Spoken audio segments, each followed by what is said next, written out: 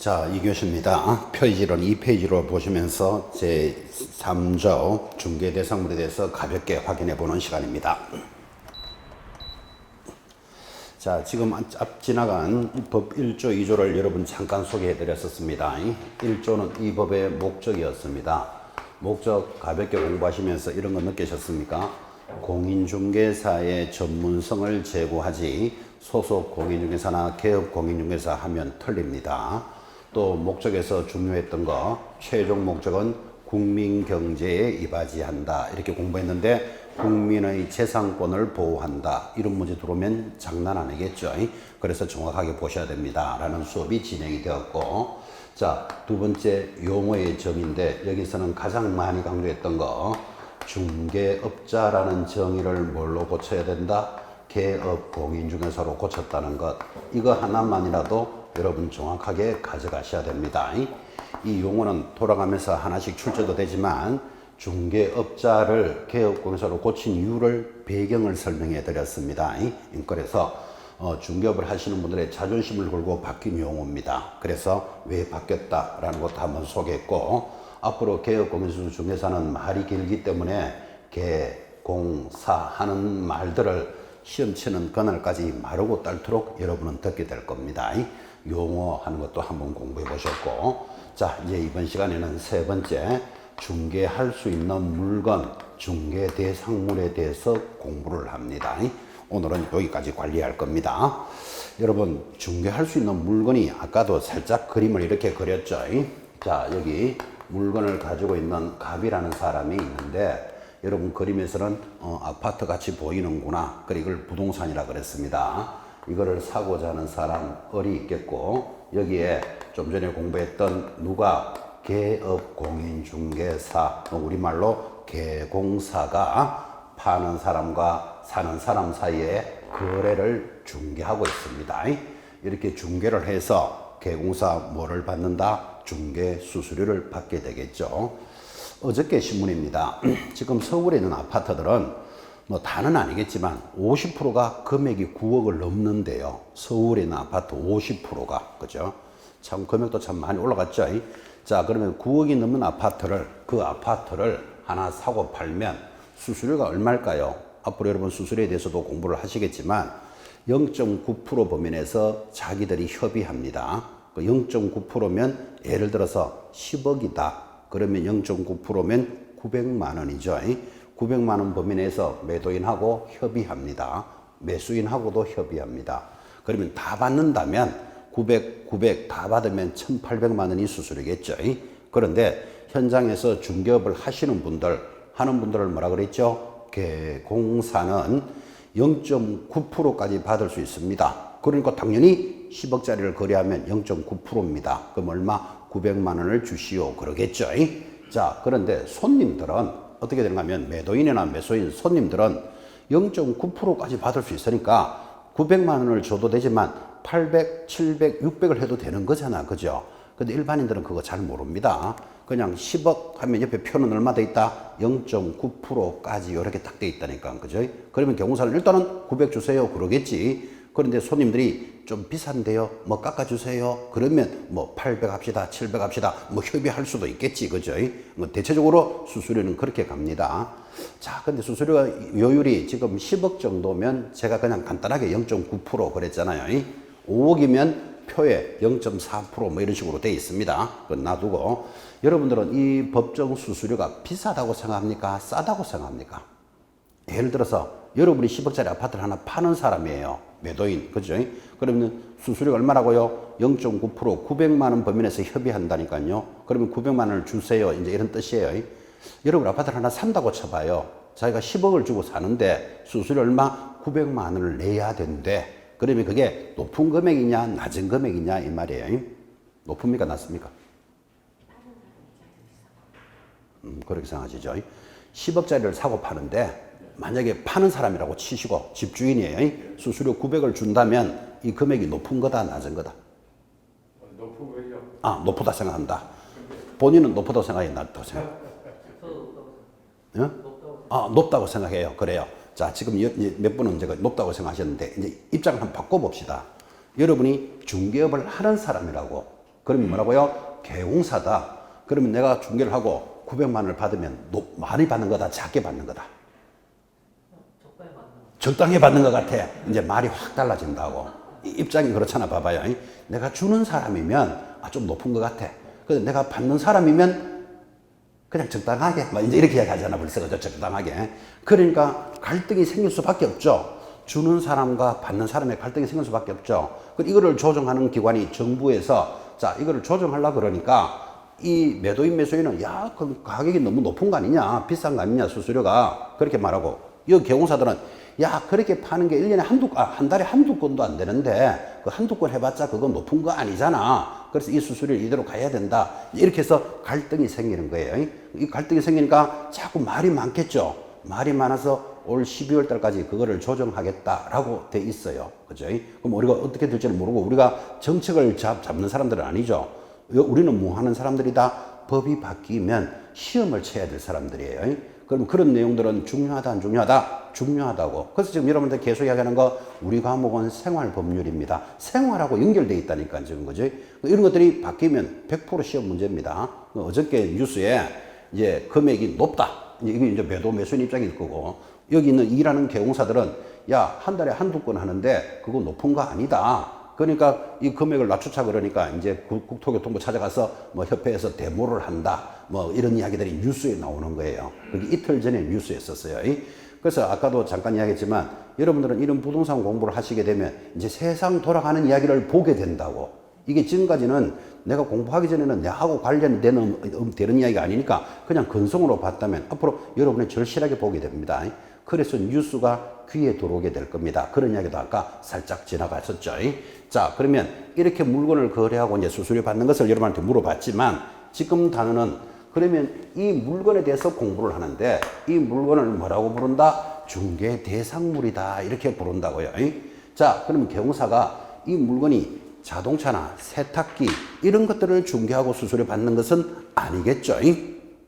간단하게 한번 물어봅시다. 지금 뭐를 중개해주고 수수료 받을까요? 부동산. 아, 그래. 물건이 뭡니까? 그러니까 바로 부동산 탁 돌았어요. 부동산은 뭘까요?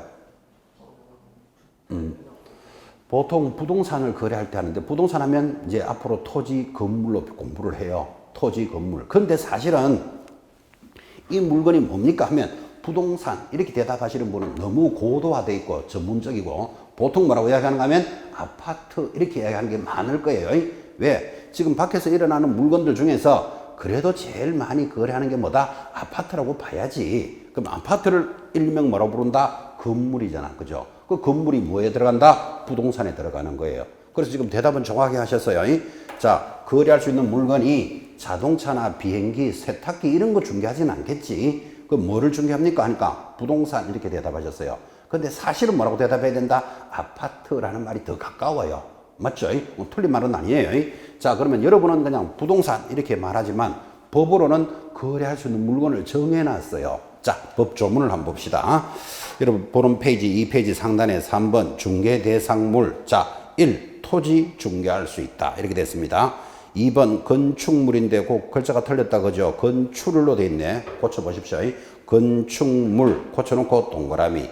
그러면 1번, 2번을 묶어놓고 왼쪽에다가 뭐 적어야 된다? 부동산이다. 이렇게 적어야 됩니다. 지금 오늘 나가는 자료 공부하고 있습니다. 자, 그때 건축물이 아니고 글자를 고쳐서 건축물로 수정을 좀 해주시고 오타 발생했죠. 자, 그러면 중개할 수 있는 물건을 법에서 뭐라고 돼 있다? 1. 토지 2. 건축물 3. 대통령령이 정하는 재산권 및 물건이 있는데 1번 임목에 관한 법률에 따라 임목이 된답니다. 임목의 동그라미. 자, 그럼 2번 공장 및 광업재단 저당법이라는 법이 있습니다. 에 의한 광업재단 동그라미. 밑에 3번 공장 및 광업재단 법이 똑같죠. 저당법에 의한 공장재단이 있습니다. 공장재단도 동그라미. 자, 그럼 나타났죠. 자, 지금 개공사가 중개를 하고 수수료를 받는다는데 중개할 수 있는 물건이 뭡니까? 이 중개할 수 있는 물건을 중개 대상물이라 한다니까요. 그 법에서 1번 뭐라고 되어 있습니까? 토지. 2번 뭐라고 되어 있습니까? 건축물. 3번에 뭐에 동그라미 했습니까? 임목에 관한 법률에 따라 임목이 중개대상물이다. 4번 공장 및 광업재단 저당법에 따라 광업재단이 중개대상물이다. 5번 공장재단이 중개대상물이다. 이렇게 동그라미를 하셨죠. 자, 그러면 중개할 수 있는 물건을 모두 몇 가지? 이제 5가지로 보는 거예요. 이 5가지 지금까지 시험에서 빠진 적이 한 번도 없습니다. 지금 30년 시험 치는데 중개대상물에 대해서 틀린 거 찾아라, 옳은 거 찾아라를 시험에서 빠진 적이 한 번도 없다고. 그죠? 자, 그럼 오늘 이 시간에 여러분들은 기억합니다. 중개할 수 있는 물건은 앞으로 이렇게 말합니다. 토, 근, 입, 광, 공이 중개대상물이다. 이렇게 대답합니다.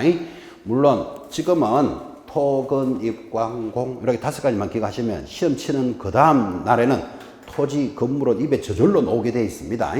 자, 5가지 물건이 뭐라고요? 토, 근, 입, 광, 공이 중개대상물이다. 오늘 이거 하나는 건져 가셔야 됩니다. 시험에서 빠진 적이 한 번도 없다 그랬잖아 지금. 그죠? 자, 그런데 여러분이 너무나 잘 알다시피 이 5가지 물건 중에서 제일 거래를 많이 하는 게 뭘까요? 하면 그래도 뭐 아파트라고 이야기해야 되지. 그죠? 아파트는 뭐다? 건축물이다 그랬잖아 지금. 그죠? 그래서 아파트는 중개할 수 있는 물건에 들어가는 거예요.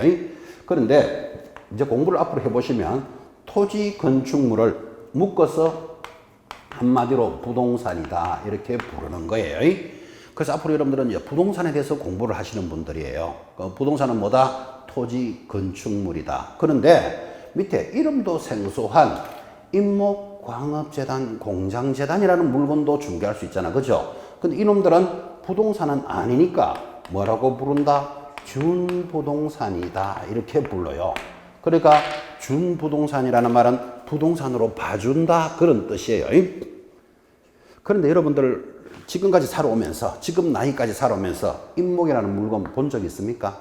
아파트는 본 적 많죠? 아파트 많이 봤죠? 토지 본 적 있습니까? 많이 봤지. 나가면 전부 땅인데. 그죠? 땅 사고 팝니다. 땅의 종류는 우리 여러분 지적법에서 28가지 땅 이름을 배웁니다. 28가지. 첫 번째 전, 밭이죠. 답, 그 다음에 목장용지, 과수원용지, 잡종지, 철도용지 뭐 이렇게 쫙 해서 땅의 이름을 모두 몇 개? 28개 땅을 배운다니까요. 전, 답, 과수원 이런 말은 들어보셨죠? 밭 사고 팝니다. 논도 사고 팝니다. 전, 답, 과수원 이런 거. 그런 토지도 사고 팔지만 건물은 뭐 당연히 알죠. 아파트, 상가, 빌딩 뭐 이런 것들이 건물이죠. 근데 지금까지 살아가면서 임목이라는 거 하나 본 적 있습니까? 광업재단 보거나 들어본 적 있습니까? 이 단원에서 공부하는 사람은 절대로 들어본 적 없습니다. 공장재단 이런 말 들어본 적 있습니까? 여러분 공장은 들어보셨죠? 공장은 건물이기 때문에 중개대상물이 돼요. 근데 여기는 공장재단 그랬잖아. 그죠? 그럼 공장과 공장재단은 다른 거예요. 여기까지라도 느낌은 가지셔야 돼요. 그래서 시험에서 매년 어디서 나오는가 하면 이 5가지 물건은 시험에서 빠진 적이 한 번도 없는데 그래도 사람들이 제일 많이 거래하는 게 아파트잖아. 그죠? 아파트는 건물이니까 시험에 나오더라도 거의 토지 건물에서 시험에 거의 다 나오는 거예요. 그런데 10년에 한 번꼴로 임목, 광업재단, 공장재단이 시험에서 나와요. 그러면 여기서 중부동산에서 시험에 나오면 여러분들이 어려워해요. 왜? 자주 안 보는 물건이니까. 그죠? 토지 건물에서 시험에 나오면 그래도 비교적 잘 따라가요. 들은 게 많기 때문에. 앞으로 공부도 많이 하기 때문에. 그래서 이제 10년째 한 번꼴로 출제되는데 여기 원래 막 지나간 31회 시험에서도 토지 건축물에서 나왔으니까 여기서는 시험에 안 나왔다 이 말이에요.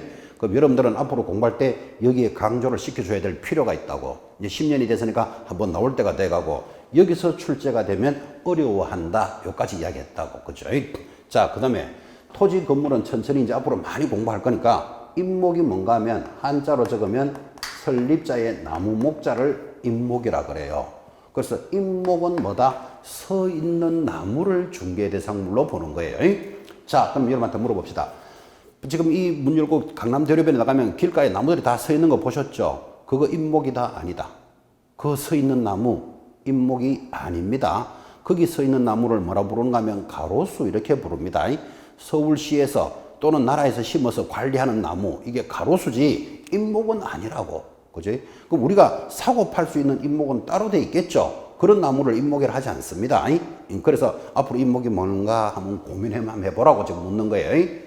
자, 다시. 지금 길에 나가면 길가에 양쪽 편에 쫙 서 있는 나무들을 뭐라고 부른다? 그건 가로수라니까. 시에서 관리하는 나무. 그러면 서 있는 나무가 있겠죠? 그 서 있는 나무가 인목인데 이 나무는 등기가 돼 있는 나무예요. 그 등기된 나무를 인목이라 한다고. 그죠? 그러면 서울시에 있는 이런 나무들은 등기돼 있다, 안 돼 있다? 등기돼 있는 거 아닙니다. 그럼 등기가 돼 있는 나무들은 주로 어디 있겠습니까? 등기돼 있는 나무는 나무 한 그루에도 수천만 원짜리가 있다는 건 아십니까? 청량목 이런 좋은 나무들이 있습니다. 이런 나무들을 재산으로 관리하는 곳, 예를 들어서 청송, 영양 이런 데가 있겠지. 거기는 소나무 한 그루에 청량목 이런 거는 수천만 원 합니다. 여러분 잘 알다시피 남대문이 불탔잖아, 그죠? 그 남대문을 복원했죠. 그 복원할 때 무슨 나무가 들어갔다 뉴스에 나오는데 청량목이 몇 그루가 들어갔고 이런 말이 나와요. 그 청량목 한 그루에 뭐 한 수천만 원 하는 모양이지. 그럼 그런 나무들이 한 그루면 수천만 원이면 이게 100개가 있으면 수억이잖아, 이게 지금, 그죠? 이렇게 재산 나무를 관리하는 곳에서 이거를 부동산으로 인정을 해주는 게 등기를 하는 거예요. 그 등기를 하면 우리는 그때부터 그거를 뭐라고 부른다? 인목이다, 이렇게 부른다고. 그 인목이 되면 이제 중개할 수 있는 물건이 되는 거예요. 그래서 중개업을 하시는 분들은, 공부하는 사람들은 물건에 대해서 알고 있어야 된다고. 아, 인목이라는 것은 등기된 나무구나. 그것까지는 기억하셔야 되고. 그 다음, 광업재단, 공장재단이 똑같은 법이 있는 건데, 앞으로 여러분들이 공부를 앞으로 계속 하겠지만, 아, 요게 광업소와 광업재단은 다른 거예요. 공장하고 공장재단은 다른 거예요.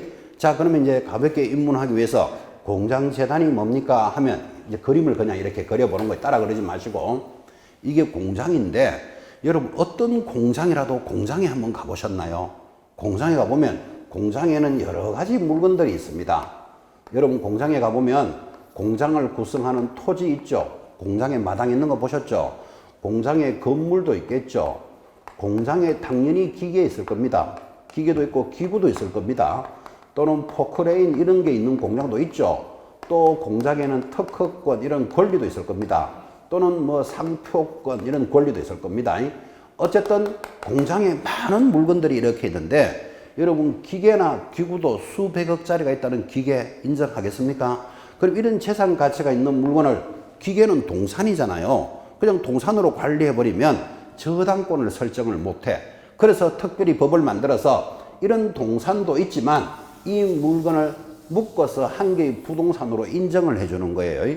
그래서 묶어서 부동산으로 인정해 주니까 이거를 뭐라고 부른다? 공장재단이다, 이렇게 부르는 거예요. 왜 이렇게 등기를 해주는가 하면, 이렇게 해서 돈을 빌려가지고 저당권을 설정하면 이런 사업을 크게 만들게 해주려고 이제 이런 법을 만들어 주는 거예요.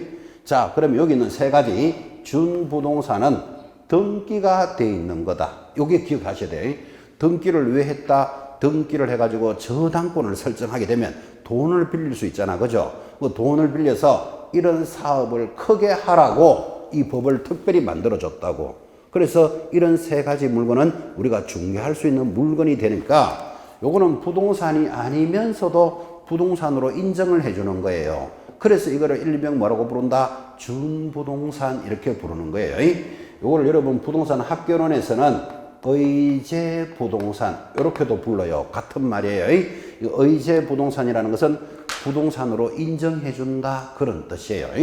자, 그러면 이제 중개대상물 5가지를 이제 지금 여러분 간단하게 설명을 한 거예요. 시험에서 빠진 적은 한 번도 없다, 지금 이렇게 전달했습니다. 자, 그러면서 이제 보면서 대답하시기 바랍니다. 아, 내가 공부를 어떻게 해야 되는가를 익히는 겁니다. 중개대상물은 보고 있습니까? 부동산만을 의미하는 개념이다. 시험에 이렇게 딱 올라와요. OX. X. 부동산만 의미한다면 틀린다니까 준부동산도 있다, 이렇게 대답할 줄 알아야 된다고요.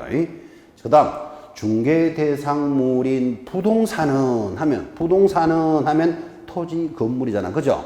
이 부동산은 넓은 의미의 부동산이다. OX. X. 좁은 의미의 부동산이에요. 왜? 준부동산을 합쳐서 우리는 부동산이라고 부른다니까. 그래서 넓은 의미에는 부동산과 준부동산을 합쳐져 있는 거예요. 그래서 앞으로 여러분들은 부동산만 중개할 수 있다. 그러면 X예요. 준부동산도 있다. 그죠? 준부동산 몇 개? 3개가 있다를 지금 공부하셨잖아요. 그죠? 그래서 토, 근, 입, 광, 공 기억하라 그랬잖아요. 지금 그죠? 시험에 뭐라고 들어오는가 하면 부동산과 모든 준부동산을 중개 대상물이라고 한다. OX. X입니다. 모든 준부동산이 아니고 3개만 된다니까요. 그래서 제가 확인을 해보니까 준부동산이 모두 몇 개? 20개쯤 있어요. 20개. 그럼 이거 말고도 한 17개가 더 있는데 그 17개 이름은 다 알 필요 있다 없다? 없다. 우리 거 해당되는 거 3개만 알고 있으면 되지. 그죠?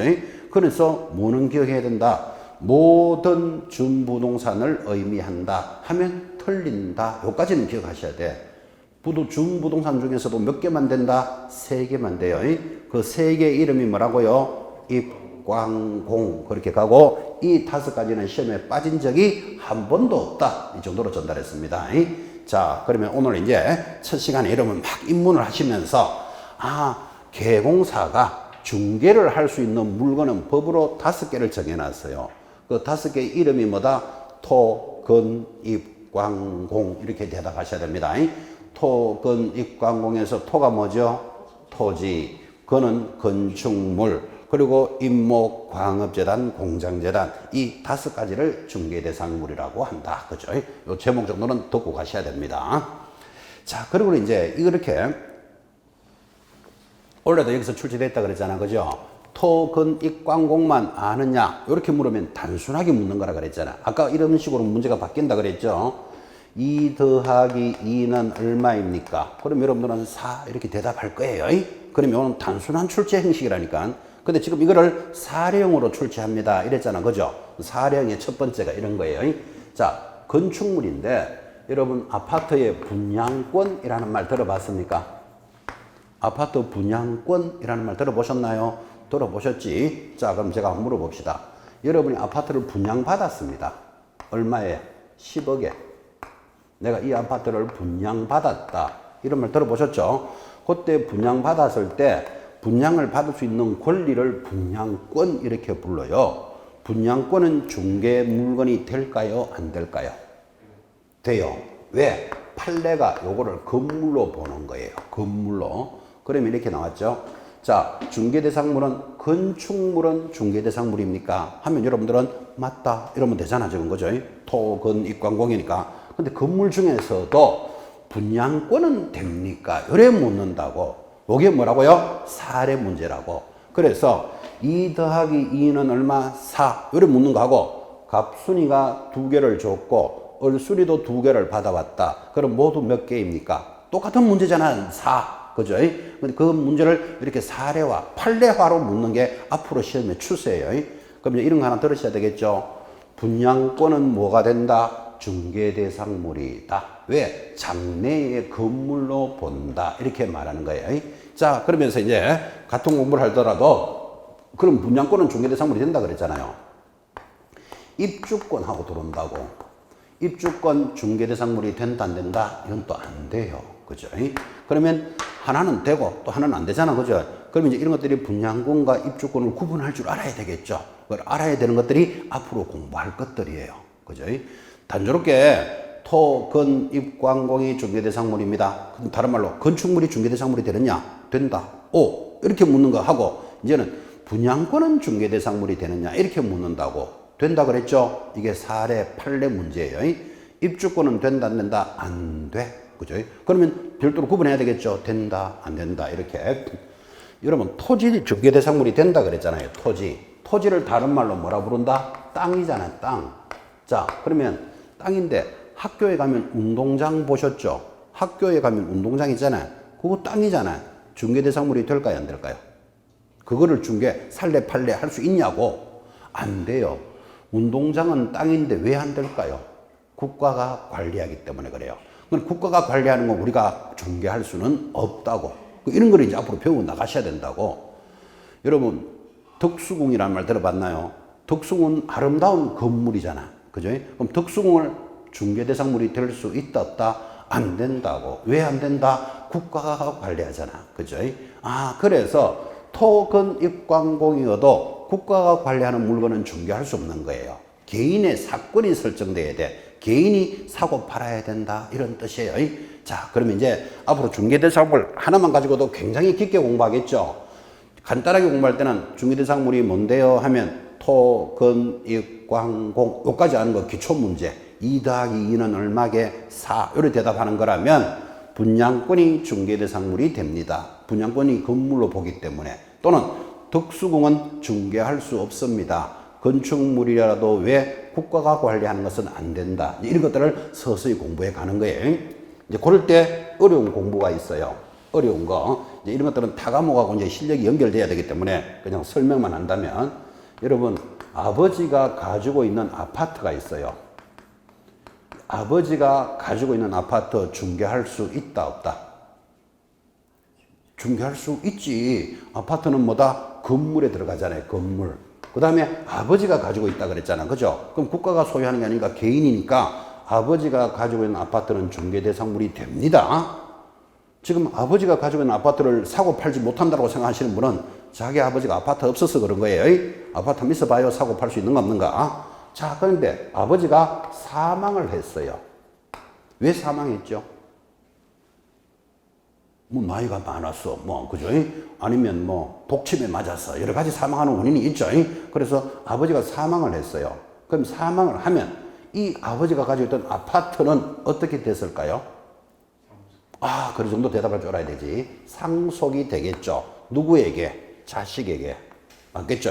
자식이 하나만 있다고 치고. 자, 그럼 아버지가 가지고 있는 물건은 중개대상물이 되는데 아버지가 사망을 하게 되면 아파트 주인이 누구로 바뀐다? 자식으로 바뀌잖아요. 이거를 우리는 뭐라 그런다? 상속이다. 이렇게 부른다고. 이 정도는 상식적으로 아시겠습니까? 이 상속이라는 것은 우리 민법에 이렇게 정해놨어요. 아버지가 돌아가시면 이 물건의 소유권은 자식에게 상속이 된다. 뭐 자식이 예를 들어 여러 명 있다. 그럼 나누어서 상속되겠지. 하나 명 있으면 한 명에게 상속되겠지. 어쨌든 간에 소유권이 바뀌잖아요. 아버지로 되어 있는 이름을 자식으로 바뀌는 걸 뭐라 그런다? 상속이라고 불러요. 그런데 시험에 뭐라고 나오는가 하면 이렇게 상속이 되는 아파트는 중개대상물이 될까요? 안 될까요? 이렇게 묻는다고. 그럼 답이 X예요. 상속이 되는 아파트는 상속이라는 법률에 따라서 소유권이 바뀌는 것을 우리가 중개할 수 없다고. 예를 들면 여러분 이렇게 설명할까요? 아버지가 가지고 있는 아파트는 중개할 수 있는데 사망을 했어요. 그러면 이제 아파트 사망을 했으니까 자식에게 상속이 되겠죠. 상속이 되는데 여러분이 개공사 사장님이라고 치고 가가지고 이 자식한테 야, 아버지가 돌아가셨으니까 이 아파트를 너희 것이 되게 소유권이 이전되도록 해줄 테니까 수수료 주실래요? 이렇게 말하는 게 지금 말이 됩니까? 자동으로 바뀌는데 뭔 수수료 주고 바뀐다고? 그 말 안 되잖아. 지금 중개라는 말이. 중개가 되지 않잖아 지금. 그죠? 근데 또 자식이 정신없이 그죠? 아, 그렇게 해주면 고맙고요. 이러면 아버지는 눈 못 감는 거예요. 가만히 있어도 자기 것으로 바뀌는데 뭘 고맙기는 또 뭘 고마워. 그리고 수수료가 예를 들어 500만 원인데 한 반만 깎아주세요. 이러고 있으면 그 아버지는 눈 못 감는다 그랬잖아 지금. 그죠? 그러면 상속이 되는 아파트는 중개가 안 되잖아 지금. 그러면 시험에서 물을 때 아버지가 가지고 있는 아파트는 중개대상물이 됩니까? 된다고. 근데 사망으로 인하여 상속되는 아파트는 이렇게 시험에 딱 내면 안 된다를 찾아낼 줄 알아야 돼요. 이런 게 여러분 지금 말은 제가 편안하게 하지만 안 쉬워요. 이런 것들을 뭐라고 부르는가 하면 법률의 규정에 의해서 물건이 바뀌는 거예요. 물건이라는 말은 물건에 대한 권리 이런 뜻이에요. 이런 말들은 민법하고도 연결되고 등기법하고도 연결되고 지금 우리 중개법에 당연히 연결되고 이제 이런 것들이 총괄적으로 돌아가면서 이제 정리가 되는 거예요. 그래서 여러분들이 지금 준비하시고 있는 이 공인중개사 시험은 한 과목이 부동산학 개론, 그게 이론 과목이고 나머지는 전부 법 과목이에요. 민법. 오늘 우리가 공부하고 있는 거 중개사법. 어저께 공부하신 공법 이런 말 들어보셨죠? 그 다음에 등기법, 지적법, 세법이 다 법이에요. 그래서 한 과목이 학개론, 이론 공부라면 나머지는 법 공부인데 이 법 공부들은 법끼리 돌아다녀요. 그래서 민법에서 잘 이해를 못했으면 그 내용이 다른 과목에서 또 나온다니까요. 그러면 이 과목에서 이해가 될 수도 있고 또 여기서 들었던 게 잘 이해가 안 되면 법은 돈다 그랬잖아요. 우리 중개사법에 오니까 여기서 이해가 될 수도 있고 법은 법끼리 돌아다니기 때문에 그래요. 자, 그러면 여러분들이 이제 뭐를 생각하실 수 있는가 하면 앞으로 수업에 임하실 때는 아까도 첫 시간에 했지만 결석을 안 하셔야 돼. 그러면 첫 시간에 민법에서 잘 못 알아듣는데 요 내용이 다른 법에도 나온다니까요. 그럼 거기서 또 한번 더 들어볼 거고 또 공법에서 나오면 중개사법에 세법에 등기법에 법은 법끼리 돌아다닌다고. 그죠? 아, 그러면 초반기 공부는 초반기라는 말은 이제 예를 들어서 지금 11월인데 12월이 1, 2, 3월이 그래도 시험의 초반기잖아. 그죠? 초반기 때는 여러분 결석을 안 하셔야 돼요. 들었던 내용을 계속 들어야 돼. 그러면 그게 물미가 튼다 이런 말 들어보셨죠? 물미가 튼다고. 그러면서 이제 어느 정도 이제 실력이 쌓이기 시작하는 거예요. 그런데 초반기 때 공부를 해보면 어려워. 아까 했잖아요. 뭐 중개업자를 개업 공인중개사로 이름을 바꾸었고, 그 다음에 용어가 어떻게 바뀌었고, 막 이런 이야기 들으면 처음에 여러분들이 그게 어렵게 들린다고. 그래서 처음 어려우니까 자꾸 공부를 하다가 지쳐요. 지치면서 뭐 한다? 아이, 뭐 팔자 곤치겠나? 이러면서 이제 서서히 탈락의 일로 접어들기 시작한다고. 그 제가 이야기하잖아요. 팔자 곤치고 안 곤치는 모르겠고, 하여튼 두 서너 달은 결석하지 말고 잘 한번 들어보자.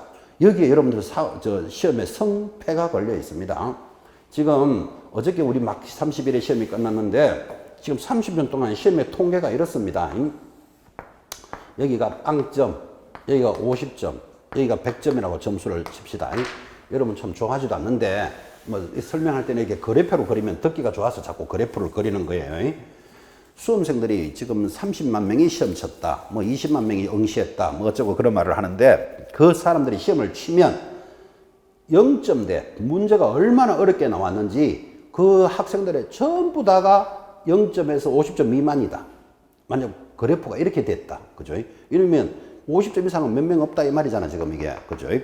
그런데 원래 시험을 쳤는데 문제를 얼마나 쉽게 냈는지 시험 친 30만 명의 점수가 전부 다 50점부터 90점, 100점 사이에 있다. 그리고 50점 미만은 별로 없다 이 말이에요. 문제를 워낙 쉽게 냈기 때문에. 만약에 그래프가 이렇게 나오면 이 문제는 심각하게 시험을 잘못 친 거예요. 여러분 학교 시절에 들었습니다. 표준, 분포, 곡선 이런 말이 있어요. 어떤 시험이든지 간에 곡선이 어떻게 나와야 된다? 이렇게 나와야 돼. 이렇게 나와야 우수한 학생이 있고 부진한 학생이 있고 보편적으로 공부한 학생, 그래야 공부했는 게 표가 나는 거예요. 그럼 공부한 사람, 안 한 사람 표를 내는 것을 변별력이다 이런 말 들어보셨죠? 그러면 어떤 출제자가 시험을 얼마나 어렵게 냈는지 전부 빵점 아니면 점수가 50점대에 다 가 있어요. 곡선이 이렇게 되면 공부한 사람, 안 한 사람 표가 안 나잖아 이거. 그죠?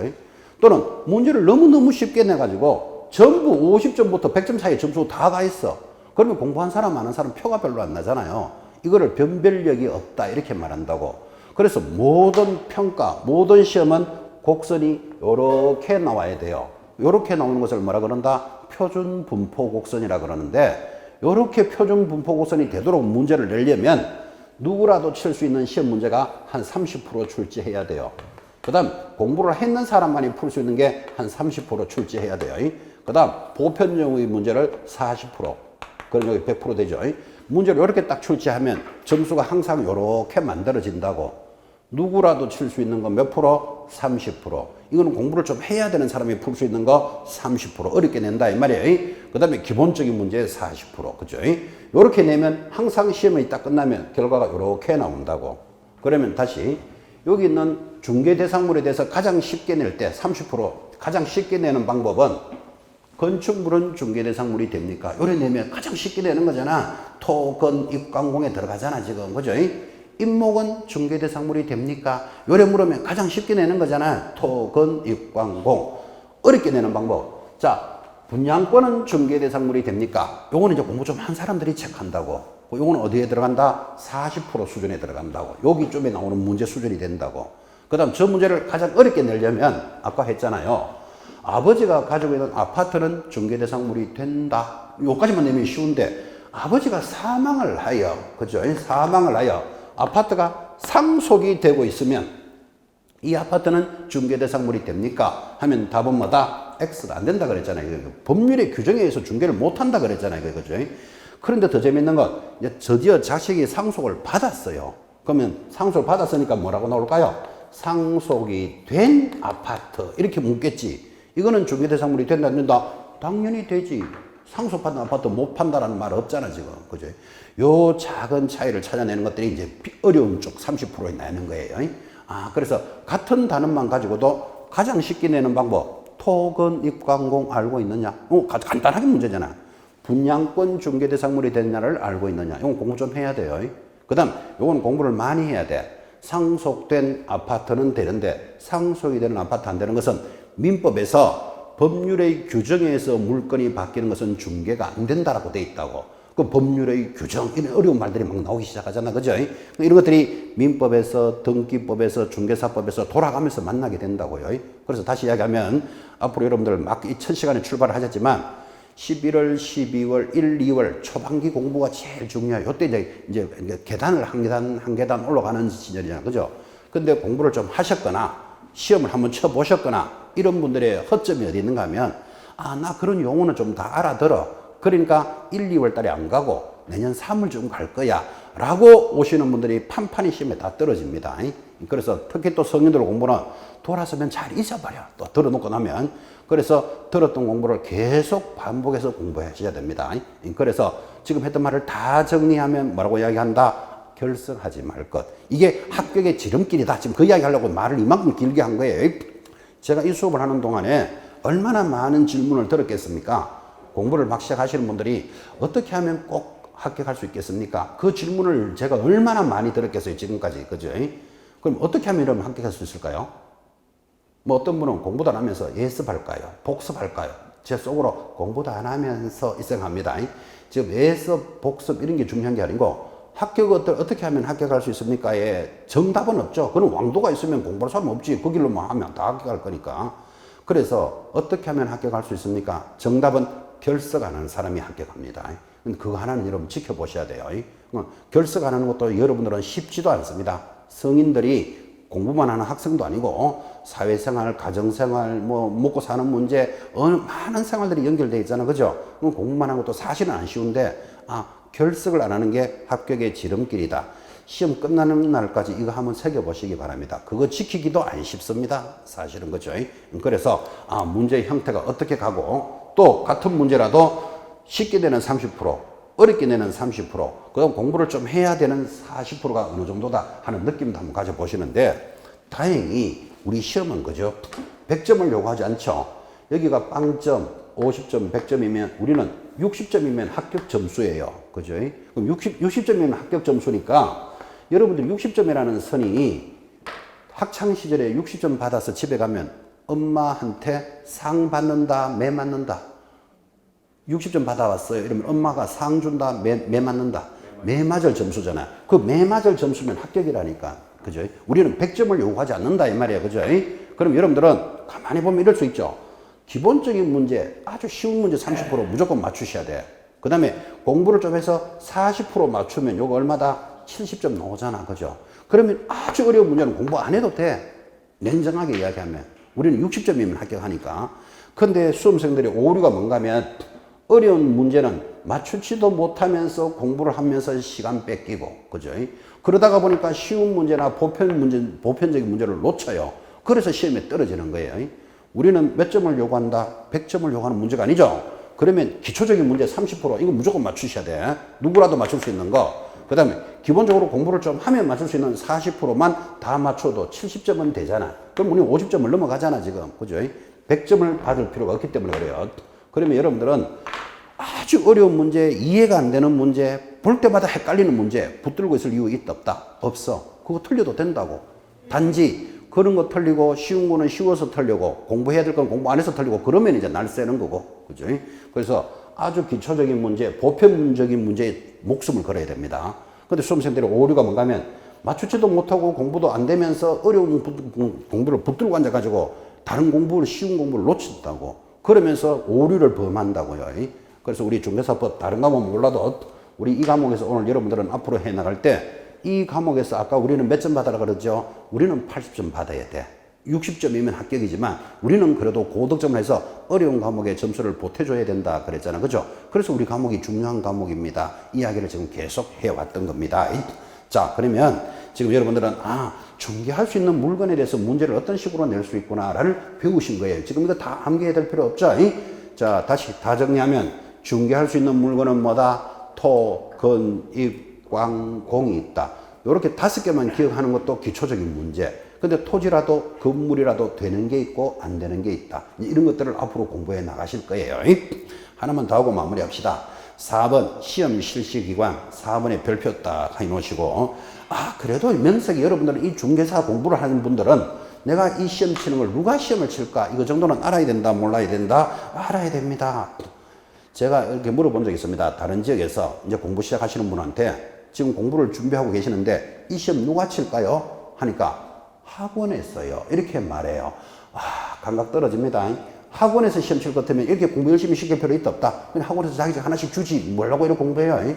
자, 그래서 이 시험을 누가 실시할까요?는 그래도 중요한 거예요. 누가 실시할까요? 1. 원칙적 실시기관. 이것도 매년 시험에 나옵니다. 옆에 동그라미입니다. 특별시장, 광역시장, 도지사, 동그라미. 그를 우리는 뭐라고 부른다? 시도지사. 이렇게 부릅니다. 시험은 누가 실시한다? 시도지사가 원칙적으로 실시하는데 바로 밑에 예외적으로 실시하는 기관 국토해양부 장관 돼 있죠. 그거 살짝 고치기 바랍니다. 국토해양부를 요새는 국토교통부 장관으로 글자가 바뀝니다. 말은 다 똑같은 거예요. 국토 뭐라고요? 교통부 장관이 예외적 실시하는데 국토교통부 장관은 앞으로 여러분들은 국장이라는 소리를 수없이 들을 거예요. 국토장관이 시행을 합니다. 자, 그럼 다시 자료 보지 마시고 주목합니다. 여러분이 지금 이제 공부를 하고자 하는데 여러분들은 31회를 준비하는 수험생들입니다. 몇 회라고요? 31회 시험을 준비하는 분들인데 이 시험을 원칙적으로 누가 실시할까요? 시도지사 이렇게 대답하셔야 돼요. 예외적으로 누가 실시할까요? 국토장관. 지금 국토해양부에서 지금은 뭘로 바뀌었다? 교통부 장관으로 바뀌었는데 국장 이렇게 기억하시면 돼요. 자, 다시 원칙은 누구? 시도지사. 예외적으로 국토장관인데 이거 시험 어떻게 냈을까요? 시험은 원칙적으로 국토장관이 하면 벌써 틀렸잖아요. 예외적으로 시도지사가 실시한다. 틀렸잖아요. 원칙은 누구? 시도지사. 예외적으로 국토장관입니다. 이런 모든 시험에는 시험 기관장이 있습니다. 자, 우리나라에서 국가에서 치는 시험에서 제일 인원이 많은 시험이 뭘까요? 여러분 시험 밖에 나가면 많이 보셨죠? 영양사 자격증, 간호사 자격증, 의사 면허증, 변호사 시험 자격증 얼마나 우리나라에 시험이 많아요. 근데 국가에서 시행하는 것을 공인 자격증 그래요. 그 다음에 국가가 실시하지 않는 것을 사자격증이라 그래요. 근데 의외로 여러분 유심히 보시면 사자격증은 많습니다. 그냥 자격증이니까 예사로 그냥 보시고 계시는데 국가가 시행하는 것은 공인 자격증이에요. 국가가 실시하지 않고 사단법인, 기관 이런 데서 실시하는 것을 사자격증이라고 그래요. 대표적으로 빌딩 관리사 이런 자격증들이 있어요. 그런 것들은 사자격증이에요. 국가가 시행하는 거 아닌가? 그럼 자, 여러분이 지금 공부하는 공인중개사 자격증은 국가 자격증일까요? 아닐까요? 국가 자격증이지. 왜? 원칙적으로 시도지사가 실시하니까. 그죠? 시도지사는 국가기관이잖아, 지금. 그죠? 여러분들은 국가 자격증을 준비하시는 거예요. 자, 그러면 이제 국가 자격증 중에 시험 제일 많이 치는 시험이 뭐냐고 물었다고. 답이 수능이에요, 수능. 수학 능력 시험 들어봤습니까? 수능을 왜 치죠? 대학에 가려고. 그럼 대학에 갈 사람들은 수능 점수를 받아야만 그 점수에 맞춰서 대학에 간다고. 나 대학 안 간다. 그러면 수능 시험 안 쳐도 돼요. 칠 이유가 없기 때문에. 그래서 고3 애들 중에서는 수능 시험 안 치는 애들도 있어요. 그 왜 안 치는 거? 대학 안 갈 거니까. 나 기술학교 갈 거니까. 군에 갈 거니까. 하여튼 나름대로 이유가 있겠지. 근데 대학에 가려면 수능을 쳐야 돼. 그게 대학 수학 능력 시험이에요. 대학 수업을 받을 수 있는 능력이 있느냐. 그 시험을 치면 점수가 1등급, 2등급, 3등급 이런 게 나오잖아. 그죠? 그럼 자기 등급에 맞춰서 이제 대학을 가는 거예요. 자, 그러면 국가가 시행하는 시험 중에서 인원이 제일 많은 것 하면 수능이에요. 그 수능은 누가 실시할까요? 국가라 그랬잖아요. 국가하고도 누구? 교육부에서 실시하는 거예요. 그래서 원칙적 실시기관 누구? 교육부 장관이 시행하는 거예요. 그래서 국가가 실시하는 시험 중에서 인원이 제일 많으니까 수능 시험 치는 날은 우리나라가 완전 비상 걸려요. 예를 들어서 아침 9시부터 시험 칠 때까지 비행기도 뜨지 마라. 어디 교통은 어디를 통제한다. 뭐 회사원들 출근을 몇 시로 연장해라 뭐 이런 거지. 국가가 완전 비싼 걸린다니까요. 지금 몇 명 칠까요? 수능. 이제 원래 11월 말에 아마 코로나 때문에 한 보름 정도 밀렸어요. 그래서 수능을 치는데 대략 몇 명 칠까요? 40만. 관심 좀 없으시죠? 저희들이 수능 칠 때, 그죠? 그때는 뭐 예비고사다라고 학력고사다 뭐 이름도 많이 바뀌었는데 80만 명 쳤었어요. 90만 명. 근데 애기들이 자꾸 줄어든다는 거 아시죠? 인구가 줄어들고 이런 거, 그죠? 그래가지고 지금 이제 50만까지 내려왔을 거예요. 그 정도로 많이 내려왔어요. 우리나라 지금 대학 정원이 대학을 아주 시골 대학까지 다 합쳐서 들어갈 수 있는 정원이 대략 53만 명인가 이런데 시험 치는 수능생들이 한 50, 거의 비슷한 수준이에요. 그러니까 대학에서 학생을 못 뽑는 대학이 나온다고 그 대학을 만들어 놨기 때문에 그런 말도 많이 들으셨을 거예요. 자, 국가가 진행하는 시험 중에 제일 많은 것 수능 시험이라면 두 번째 인원이 많은 게 뭘까요? 네, 그거 물으려고 지금 끝까지 이야기하는 거예요. 국가가 시행하는 시험 중에서 두 번째로 많은 거 공인중개사 시험이에요. 몇 명 응시했다? 36만 명. 어저께. 그죠? 물론 원서를 36만 명이 접수해도 그날 결석한 사람도 있겠죠. 그 해마다 그 원서 접수해보면 통계를 해마다 30년 동안 뽑아보면 30%는 결시해요. 해마다 옆집 아저씨가 낸다 그러니까 한번 원서 내본 사람부터, 그죠? 연습 삼아 한번 내보는 사람도 있을 거고, 1년 동안 공부한 사람도 있을 거고, 하여튼 그 30만 명 중에 다양한 층이 있겠죠, 그죠? 그래서 대략 한 36만 명이 응시를 했는 게 두 번째 인원이 많은 거예요. 그래서 여러분이 준비하는 이 공인중개사 시험을 뭐라고 부른다? 국민고시다. 이런 말도 해요. 그 모든 국민은 시험에 다 쳐본다 이런 뜻이에요. 그럼 그 말을 약간 반대로 돌리면 이렇게 되죠. 공인중개사 공부를 안 한 사람은 국민도 아니다. 이 말하고도 같은 말이에요. 이게 국민고시다라는 말을 할 정도가 됐으니까. 그리고 지금 원래 시험이 31회가 끝났고 여러분은 32회인데 그러면 30년 동안, 그죠? 이 중개사 시험을 응시를 쫙 했으니까 웬만한 성인은 공부를 다 해봤다고 보셔야 돼요. 웬만한 성인들은. 나 한 번도 안 해봤는데요. 안 해봤으니까 지금 하러 온 거겠지. 그죠? 웬만한 성인이라는 게 이겁니다. 우리나라를 뭐 지금 4,500만이라고 보는데 5천만 명이라고 보고 쉽게. 예를 들어서 한 80세 이상은 크게 공부할 사람들은 없다고 봐야 되죠. 그 다음 20살 미만들은 학교 다니고 미성년자들 시험 칠 수는 있지만 크게 시험 안 친다고 봐야 되죠. 그럼 사회 인구가 20세부터 한 70세까지를 사회활동 인구라고 보는데 그 일동 인구 중에서 공무원, 군인 이런 사람들 시험 칠 일이 별로 없는 사람들이잖아요. 이런 거 저런 걸 차 떼고 퍼떼고 다 떼면 실제로 시험 칠 수 있는 1,000만 명 중에서 지금 30년 동안 거의 시험 다 친 거예요. 그럼 합격한 사람도 있고 안 한 사람도 있겠지. 그죠? 그래서 여러분들이 이제 준비하시는 이 공인중개사 시험은 이제 오늘 첫날이니까 이런 이야기도 한번 해보는 거예요. 100점 받을 필요가 없다. 그죠? 60점을 목표로 가는 시험이기 때문에 기본적인 문제 30%와 보편적인 문제 40%만 받아도 합격이다. 굉장히 어렵고 힘들고 헷갈리는 문제 굳이 안 봐도 된다. 나온다는 보장도 없고 또 나오면 찍어도 되고. 그죠? 그래서 70%의 점수를 받도록 노력하시는 게 우리 공부예요. 그런데 우리 과목 중개사법만은 그래도 고득점을 해서 어려운 과목의 점수를 보태줘야 되니까 80점이 목표입니다. 이야기를 했고 그 80점을 받기 위해서 지금 2교시 동안 수업을 많이 진행했지만 여러분이 딱 하나 기억할 것, 앞으로 결석 안 해야 되겠다. 이게 중요한 거예요. 이제 그러면서부터 이제 시작되는 거예요. 그래서 다음 주는 이제 인문과정에서 첫 번째 교재가 나갈 겁니다. 교재를 가지고 이제 다음 주 목요일 첫 시간에 출발을 할 겁니다. 자, 오늘 여기까지만 하나 더 물어봅시다. 그래도 명색이 내가 치는 이 시험을 누가 실시한다고요? 원칙적으로 시도지사, 예외적으로 국토장관, 요거 하나는 가지고 가셔야 됩니다. 명색이 내가 치는 시험을 누가 치는지도 모르고 있으면 안 됩니다. 국가기관에서 시행하는데 원칙적으로 시도지사, 예외적으로 국토장관, 그거 하나는 가지고 갑시다. 그 다음에 자료 밑에 보시면 이렇게 자격증을 따면 위반을 하면 자격이 취소되는 것, 자격이 정지되는 것 이런 자료들이 있죠. 그죠? 가볍게 참고로 보시기 바랍니다. 그러면서 이제 오늘 OT를 마무리하는데 오늘 첫 시간에 했던 이번 지나간 시험의 실무 총편 그리고 앞으로 어떻게 문제가 나올 겁니다 라는 자료를 했는데 이 자료는 시험하고 크게 관련이 없지만 여러분이 앞으로 공부할 자료 우리 중개사법 제일 앞에 꽂아 놓으셔야 되고 1년 동안 길잡이가 될 겁니다. 이번에 시험에 이렇게 나왔으니까 앞으로 여러분들은 어떻게 공부를 하셔야 됩니다 하는 자료니까 1년 동안의 길잡이 자료니까 보기보다 중요할 겁니다.